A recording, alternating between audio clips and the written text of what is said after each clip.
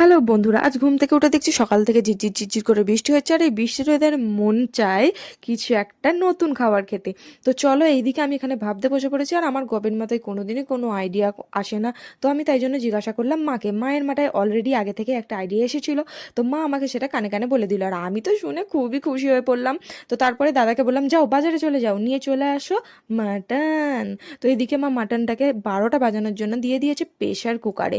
ঠিক আছে, তো দেখো এদিকে মা প্রেসার কুকারে দিয়ে দিল, চটচট চটচট করে কতগুলো সিটিও হয়ে গেল, তারপরে মাংসটা সিদ্ধ হয়ে গেল, দেখো কি দারুণ ধোঁয়া উঠছে। উফ, তারপরে মাটনে দেওয়ার জন্য এখানে কতগুলো আলু কেটে নিয়েছে, আলুগুলোকে লাল লাল করে মা ভেজে নিয়েছে। তো আলু ভাজার পরে তারপরে করে নিল মাটনের আসল জিনিস, হচ্ছে মশলা। তো মশলার কালারটা যা হয়েছিল দেখে তো আমার মন একদম ভরে যাচ্ছে, আর খিদেও পেয়ে যাচ্ছে। ঠিক আছে, তারপরে সিদ্ধ করা মাটনগুলো দিয়ে দিল মশলার উপরে, তারপরে যে আলুগুলো ভেজে রেখেছিল সেই আলুগুলো এখন দিয়ে দিল মাংসের উপরে। তো ভালো করে নেড়ে চেড়ে বানিয়ে দিচ্ছে ঘন্ট।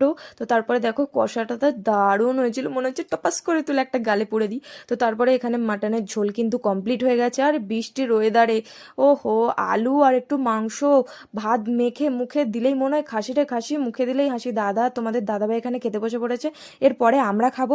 তো এই ভিডিওটা তোমাদের কেমন লাগলো, রেসিপিটা কেমন লাগলো, অবশ্যই কমেন্ট করে জানিও। টাটা।